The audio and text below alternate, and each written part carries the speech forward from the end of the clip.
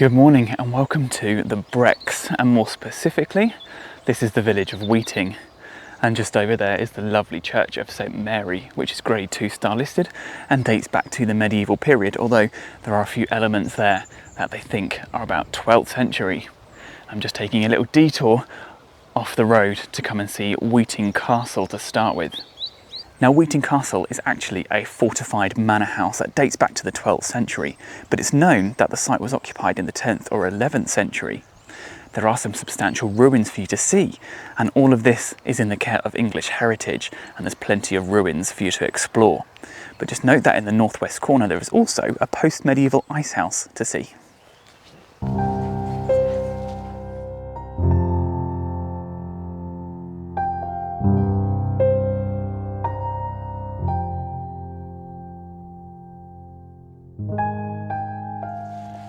Weeting Castle is a rare surviving example of a grand 12th century manor house.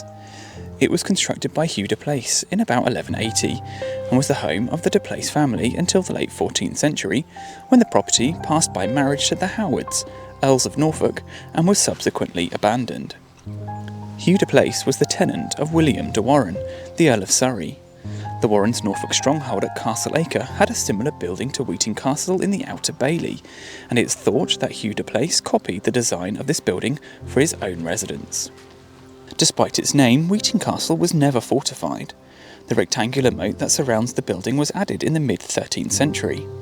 Its primary purpose was not defensive, however, it was built to demonstrate the wealth and power of the de Place family. The site has a long history of use from the 10th century until the late 18th century. Archaeological excavations at the far end of the hall have uncovered ditches, burnt daub, post holes and pottery dating to the Saxon period, suggesting that a settlement existed here before the hall was built.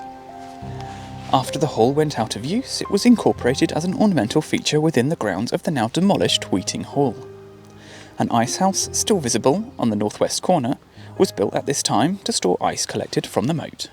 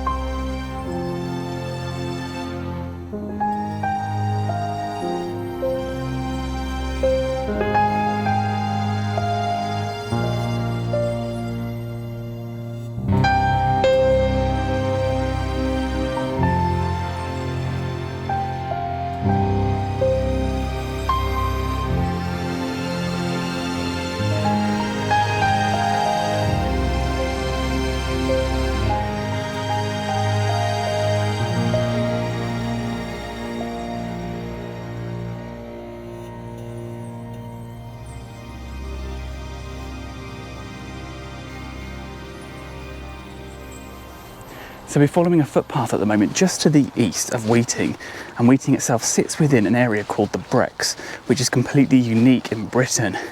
It sits right next to the Fens, which is a very wet area, but here is one of the driest areas in Britain, and the characteristic feature is sandy soil, and then these Scots pines. Now, just on the other side of the field over there is Pepper Hill, which is a Bronze Age bowl barrow, and it stands about 2.5 metres high with a diameter of 28 metres, and these tend to date right back to about 1000 BC or even earlier.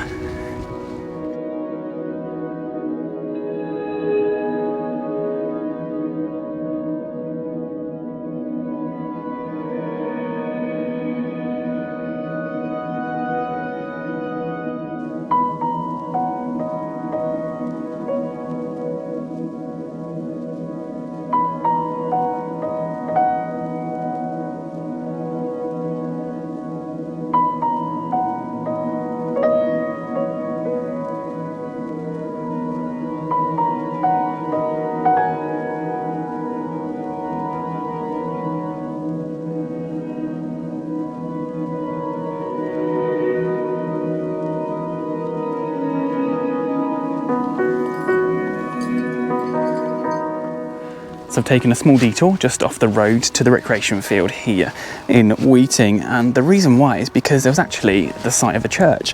In fact, I can see a few little stones down here, and there is this large mound.